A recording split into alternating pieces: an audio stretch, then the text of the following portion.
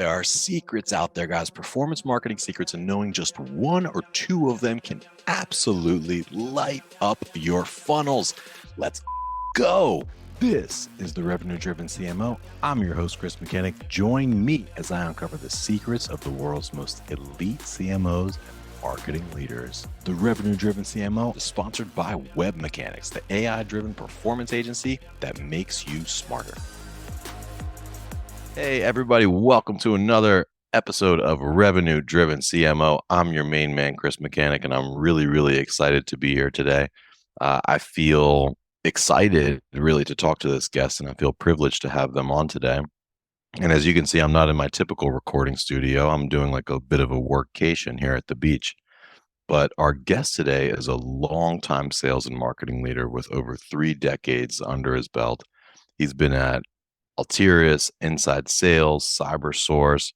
He's deep expert at demand gen, pipeline acceleration, customer loyalty. I can't wait to learn from him and to hang out and talk with him. Currently, he's serving as vice president of global demand gen at Tradeshift, which is a really unique and interesting accounts payable automation firm. But ladies and gentlemen, welcome Jeff Fowler to the show. Thank you. Look forward to chatting with you today, Chris. Me too, yeah. And we were talking about workations and the difference between like unplugging, like everybody's like unplug and get out. But I'm like, no, I need to work for 2 hours a day so I can get away from the kids. Yeah, the well-kept secret there.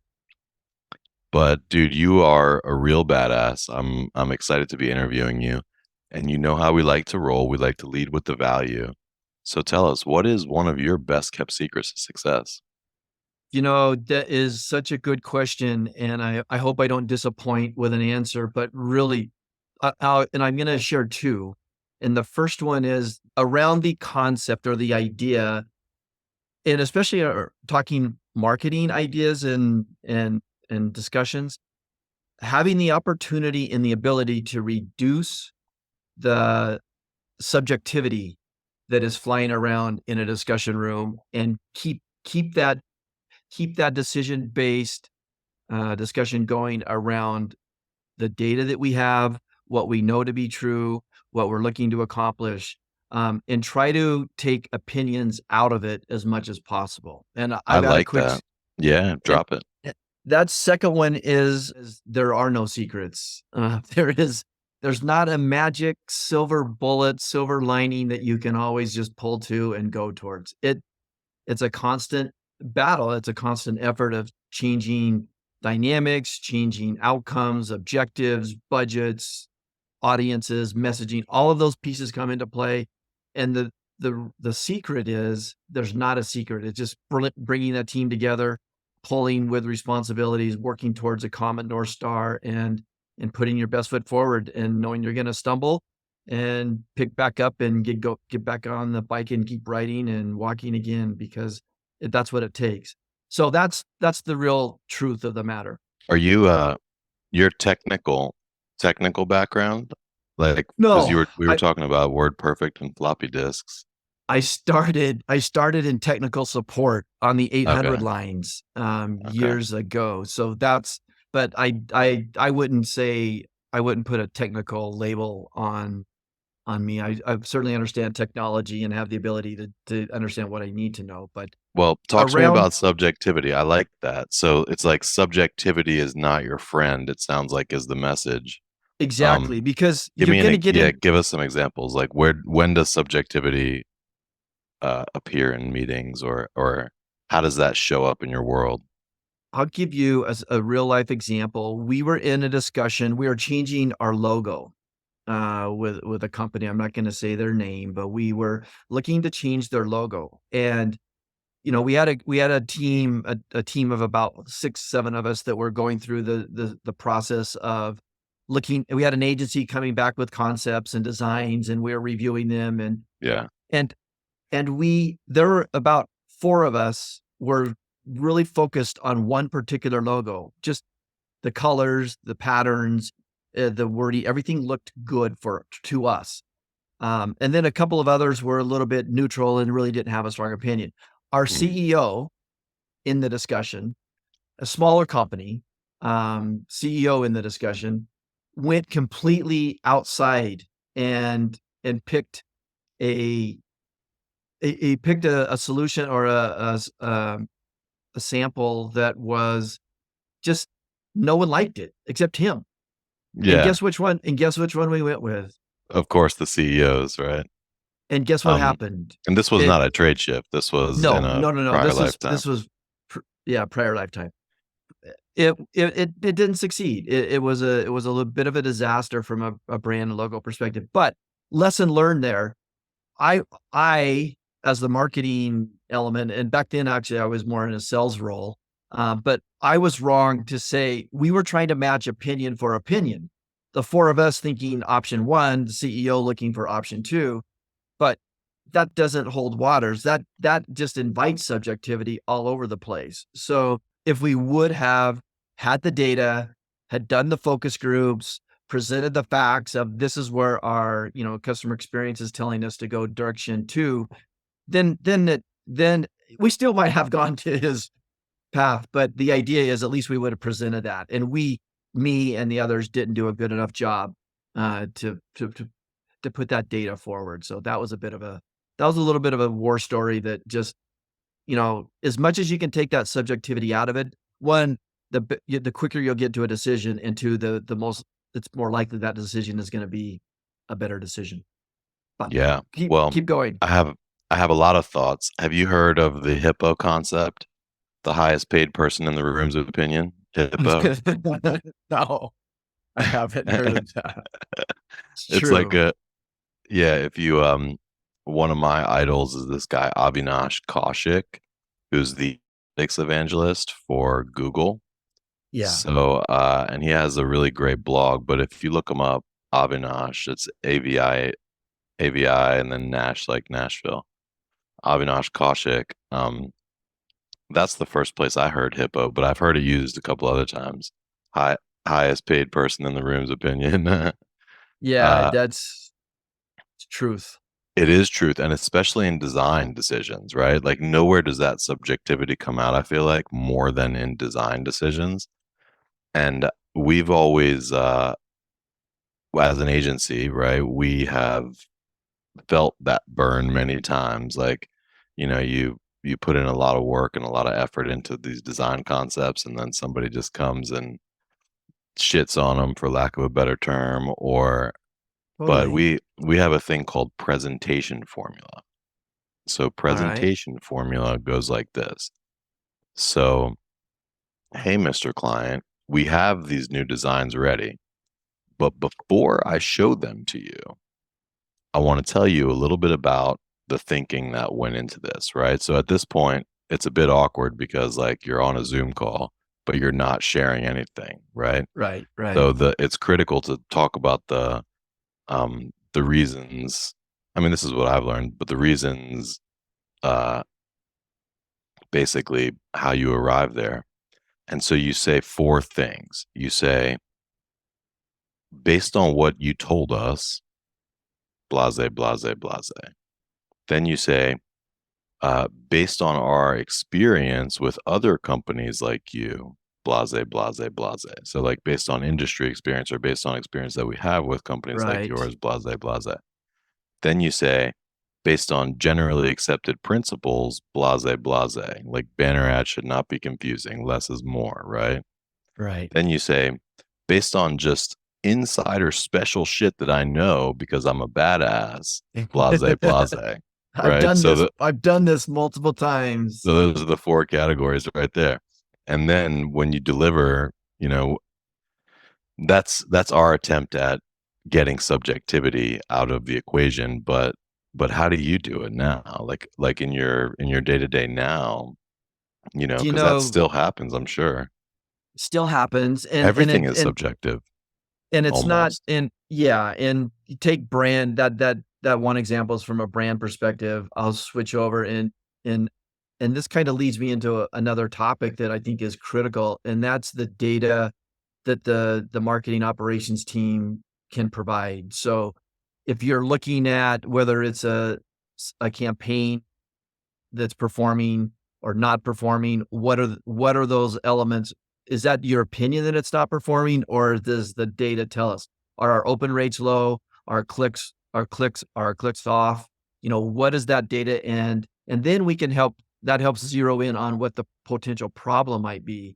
So again, Yeah. using that data to just to say, you know what, we're not getting the opens. It could be a subject line issue, or obviously the A/B test where you've got two different or pieces out there. But Yeah. that's we try to use that data aspect as it relates to driving those decisions in those discussions. And that's what we do today. And we've got a fantastic Tradeshift. We've got a fantastic marketing ops team, and they are on the ball and continually providing us with that information to help us get those decisions right. So shout That's out to the awesome. MOPS team. Shout out to the MOPS team indeed. Absolutely. Tell us about Tradeshift. So I know you're in the AP game, accounts payable. Uh, Not everybody listening will like immediately know what that Correct. is. Right. So maybe describe it like, hey, like who's your customer? What do you do for them? How are you different or unique than other providers in the space? Yeah, it's a really good question. And so Tradeshift's a private company, been around for 10 plus years, knocking on the doors of we're a cloud-based supply chain platform And you're that a pretty big deal. You have about 1,000 employees, or a little bit less than that. Yeah, we're a little bit under there now. And we are, like I said, a cloud-based supply chain platform that Mhm. is really transforming the way B2B buyers and suppliers connect, trade, and transact with each other. So, trying to improve the old systems of paper-based activity and transactions going back and forth between these buyers and suppliers and moving them into a digital framework. And Yeah, we specialize in, like you said, in AP automation. You're that's talking accounts payable. accounts payable, thank you. And so invoices coming in, being received, acknowledge that they're correct, and then submitted for payment and Yeah. going down their path. E-invoicing, like, is big in that a big part of what we do. Exciting. Do you want to know a true story in terms of verifying it's correct? So Yeah, we have a media vendor that invoices us monthly, and usually we expect that invoice to be around 2 to 3,000 bucks, give or take. yeah. We received an invoice for like $348,000, which like Wow. for us, because we're a small company, right? For us, like there's no verification process needed. Like the CFO is gonna see that and be like, what the heck?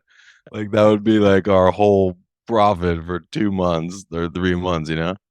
But but That's crazy. yeah, so mistakes happen in invoicing, and Absolutely. sometimes they're not that noticeable. You know, sometimes it Right. might just be an extra $1,000, or like if it was an extra 500 or $1,000, like we wouldn't have caught it. Probably we would have been like, yeah, okay, Yeah, and then depending on the volume you're doing, you multiply that by X, and that adds up pretty quick, yeah. right?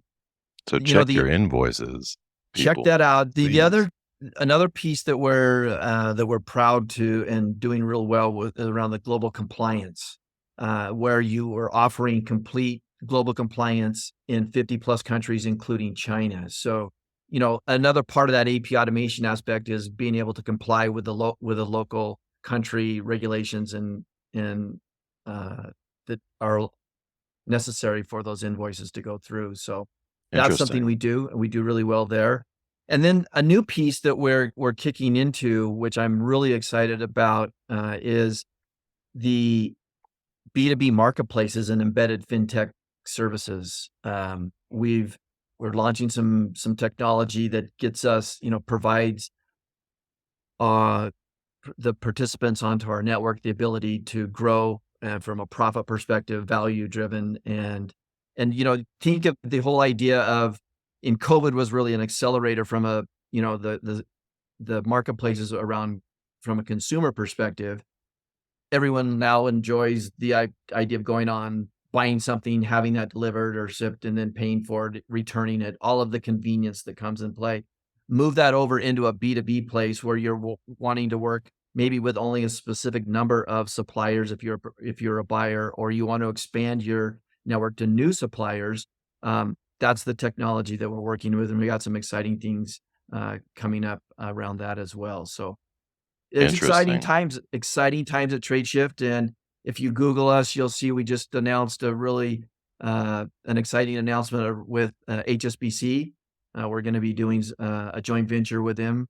That's going Interesting. to And be that's a coming up bank. in the next several months. That's one of the world's largest banks, and they're looking to leverage this whole embedded fintech services and what they can do to help stay keep their customers excited, happy, and satisfied as they move into this digital age of payments and So invoices and all the pieces. who's your customer? Do you guys target So individual? right now we're primarily targeting on the enterprise side. So bigger companies, both on a buyer perspective. And when I say buyer, think of, a manufacturer, logistics, retail, companies that have to uh, establish relationships with suppliers to get their raw materials, to get their services in Mm. order to build their product and to go to market. So So we help. who would be your dream come true client? Give us a name because in case they're listening, or if they're not listening, we'll send this to them and they'll see. Well, I'll give you an existing company like DHL. Um, DHL. yeah, DHL, Nestle, those types of big organizations, big companies that have to go out and have a lot of relationships with suppliers i- in all assets and in all locations. I see. That's one of the challenges that we hit from the COVID aspect is if your supplier that you were getting materials from in country one all of a sudden couldn't provide that to you and you didn't have another supplier in that country, you might have to go outside of that country to find to find that same material. So, I see. it's not just a local piece that you put together. That's where the global aspect comes into play as So well. your target is enterprise B2B, but your customers sell mostly to B2C. Like, because Nestle is They a can, B2C yes, absolutely. They will and sell primarily to B2C. and So they're the types where, we're helping them build their products basically. yeah, so they have cost of goods. They procure these goods from different places and even in different countries. And they've got dozens, if not hundreds of different suppliers Exactly. of those goods. Exactly. So And DHL buys boxes and tape and, right. tires. Facilitating that accounts payable and e-invoicing relationship between that buyer and their hundreds or, like you said, dozens of suppliers. Interesting. That's where we fit in. And Cool. So and tell us a win story. Brag a little bit about something awesome or about some awesome team member. you It'll know, make for a good clip. you know what? I love my team. We've been through a lot together, and every one of them, I would just. It's We're all over the world. First of all, it's truly a global based organization. We've got team members all the way, the Bay Area, the East Coast. I work out of Utah, so put that in the middle of the states. Love Utah. Uh, Romania, the UK, Egypt. Oh wow. So we're literally a global team, and I love getting together with my team on Zoom calls to to wrap on what we've got coming up and what's going on from a marketing perspective. But I'll give you a big win. We are a typical marketing organization where we have to look at the full marketing journey, the full buyer's journey as it relates to initially reaching out for someone at the very top of the funnel with some type of awareness piece of content, getting them interested in coming to our site, and then once they're on our site, how do we engage with them? What do we offer them with regards to content, our solutions? Where do they go from there? And and and then once we are able to capture, they raise their hand high enough to give us some information about who they are and what they might be looking for. Then we put them into some additional nurturing segments that we're going after. So a good win that recently had that involves really almost every member of our marketing organization and our teammates from the sales development rep side that do incredible work on qualifying the leads that we put into the system. So we attended an event and we captured a contact from that event. Uh, just a basic name, right? Email Yeah. address and basic name. Business card, So whatever. Yeah. business card, we did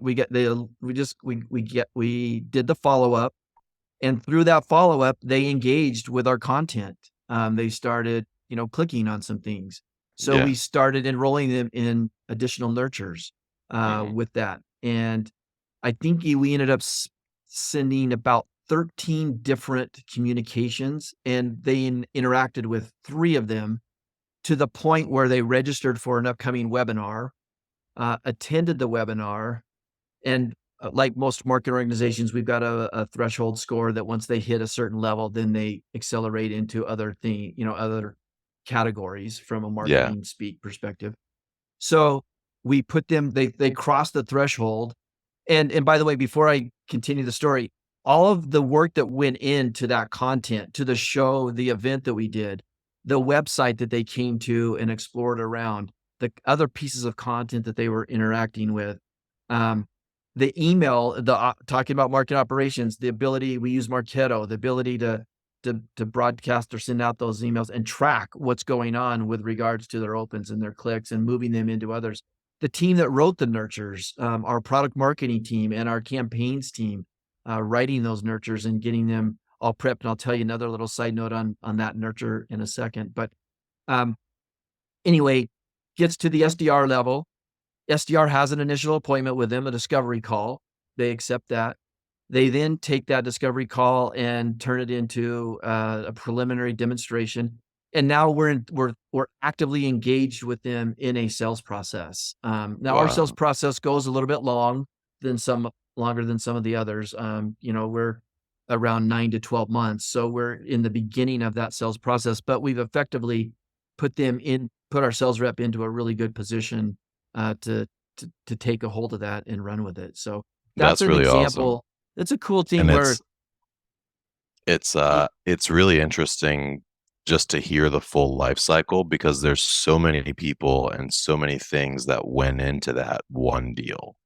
Like all the way exactly. from the event, like the field marketing team, the booth, you know, the person manning the event All of or those things. And then the website that they came to, because the nurtures are pointing them to the website and the messaging, our product marketing team, our digital team, our web team, everyone literally had their finger in this pie that that's is, awesome. hopefully gonna get eaten real soon. So That's awesome. that's Well, that's a cool props. story. And what we did, so the other thing I wanna shout out, you talk about a shout out that's the shout out to the full team. Looking at the individuals, our campaigns team recently went through and revised. We've got, depending on the contact, we'll put them into a general nurture or we'll put them into a very specific nurture around a product offering or a particular area. And our team just reworked our a couple of our general nurtures, and we're seeing a really increased success in clicks from that nurture change. So, Interesting. hats off to, again, that's a shout out to the campaigns team for the good work that they're doing as well. Sweet. Well, golf clap, folks. Yeah, that's right. We'll do that. Absolutely. Go Tradeshift Marketing. You guys know who Nice. you are. Tradeshift That's is the real deal. Um, and I'm curious also, so obviously it's not all wine and roses, right? There's some challenges. What are some of your biggest challenges right now, or what's keeping you up at night?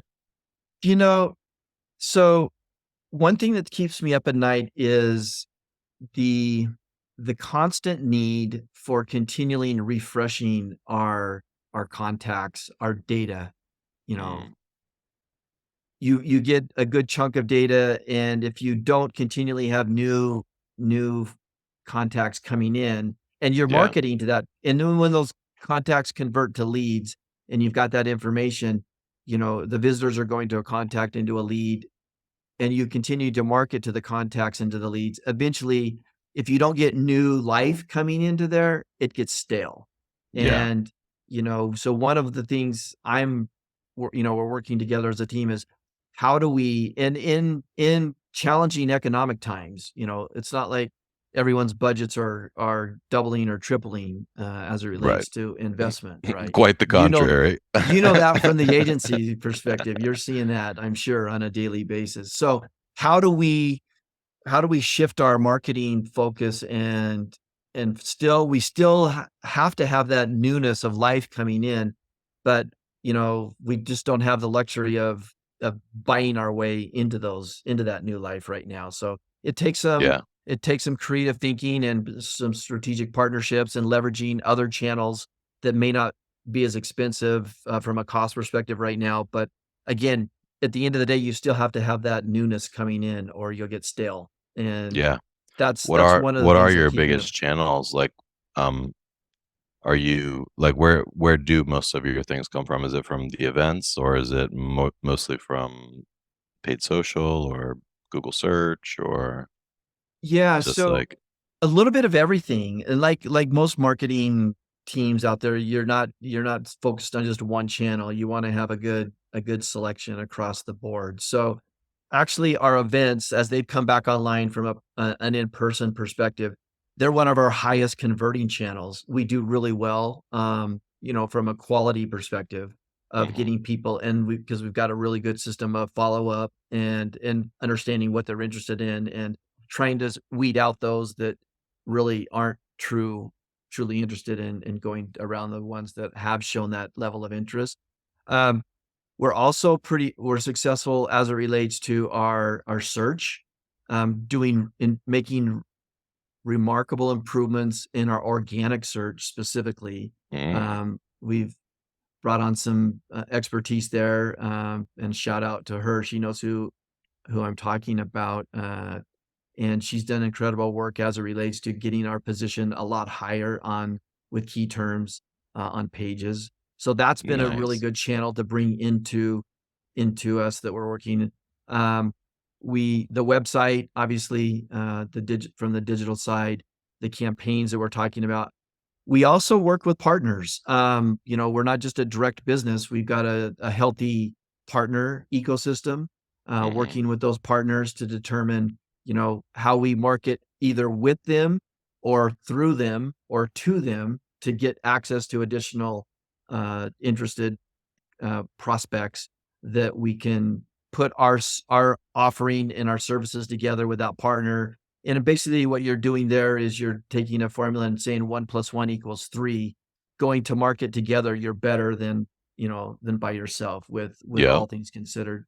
So that's been an effective channel for us as well, as it relates to the marketing work that we're doing. So those are some of the ones that we work on a regular basis.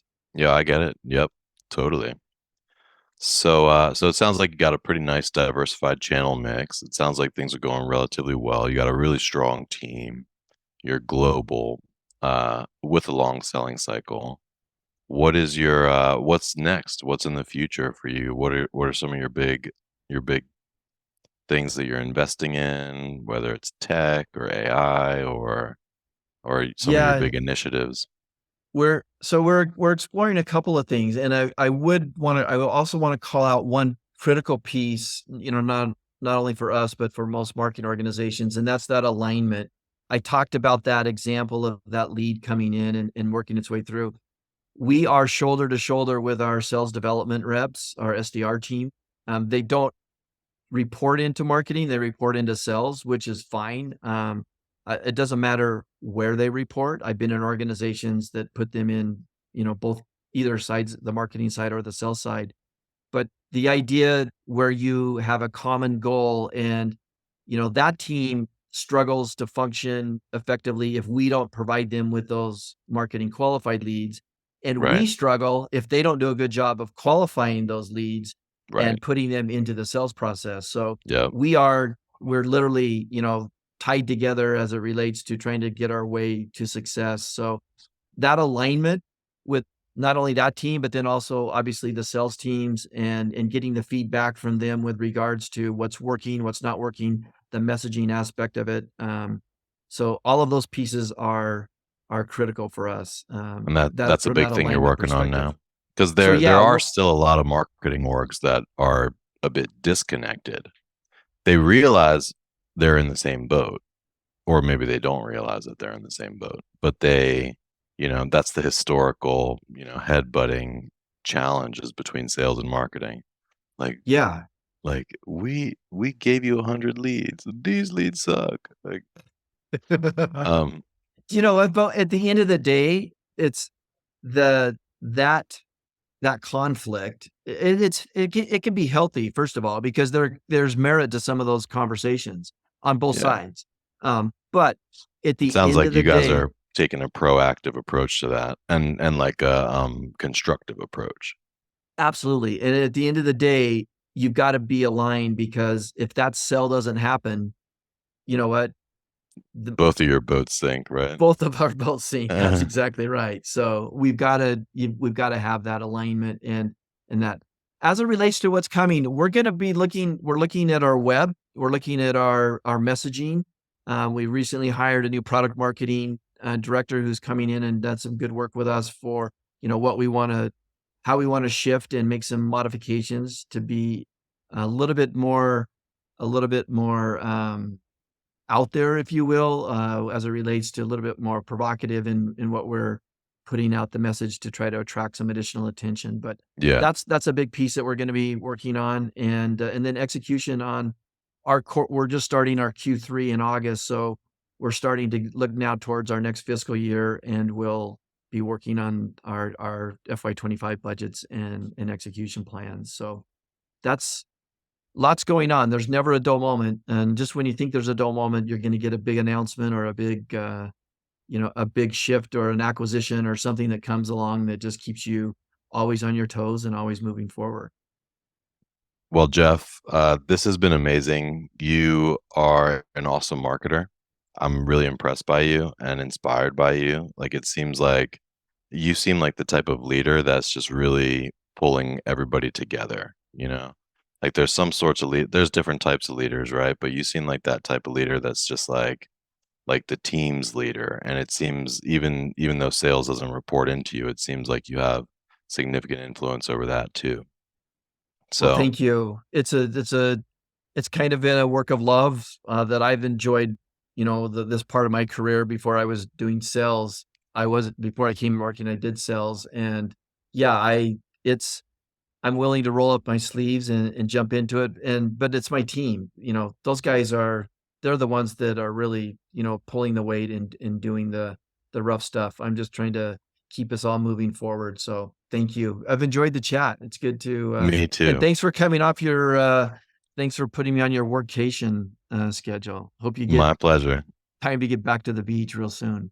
Yep. And it was not a work-life balance thing like we were talking about before the show. It's actually just like a daddy's sanity thing because daddy can only hang out with a 3-year-old and a 5-year-old for so long before going crazy. Treats, lots of treats, and the Yeah. beach. The beach is magical, the Oh, yeah. sand. Absolutely. Absolutely. Cool. Well, it's time for the lightning round. Are you ready? Fire away. Let's do There's it. 3 questions. If you were to start a side hustle, what side hustle would that be? It would be something in athletics. I would wanna do something with sports, that puts me into the front row, into that thick of things. That's what I would do, Interesting. a Yeah, side you'd probably hustle. be a good coach, I Yeah, I don't imagine. yeah, so something with athletics.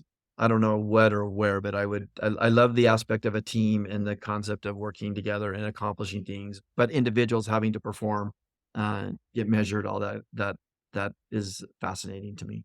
It sounds a lot like marketing, really. Yeah, there is some marketing elements to that. Um, Number 2 is top 3 books or authors or influencers that have made an impact in your career. And it could be fiction. It doesn't need to be nonfiction. Ah, boy. So I'm going to say, I don't know if I'm gonna give you 3.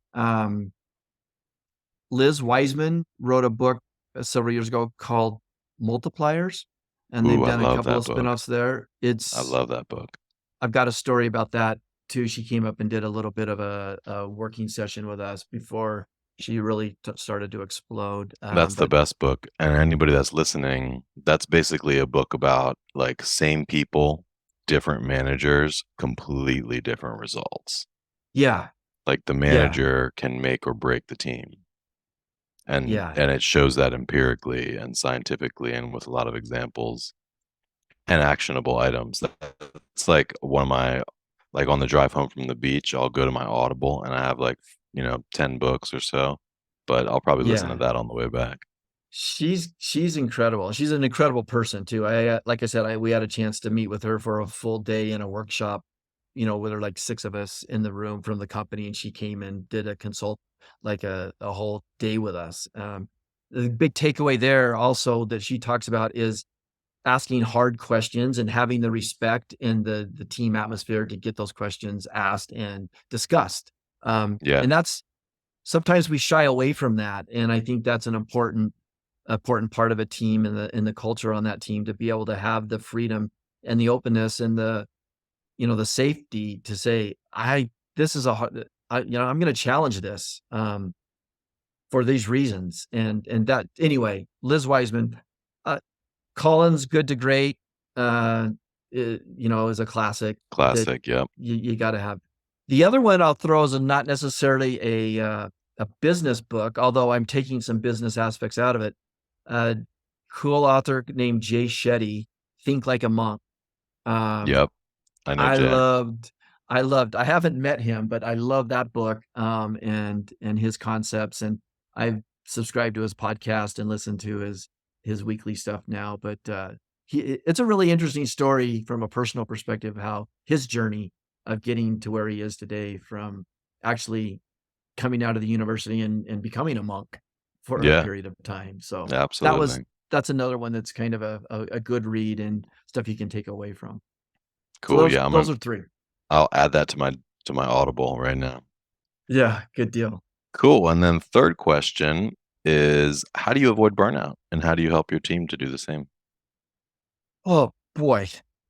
Um, Burnout's a real thing, first of all, and especially from the the hybrid work or your remote work place, you've gotta set that time aside. Uh, so I do a couple of things. I try to stay consistent with an exercise schedule, Yep. just to keep and people are respective of that calendar time that you put in there saying, "Hey, this is no schedule on this. Give me this hour, or Yeah. 90 minutes, whatever that time is." And then the other and I encourage my team to do the same thing. And unlike you and I talking about a workcation, you know what? When you do unplug, go unplug. We can cover it. We'll hold we got your back, and because when I go, I need you to have my back. So we'll just Yeah. that going.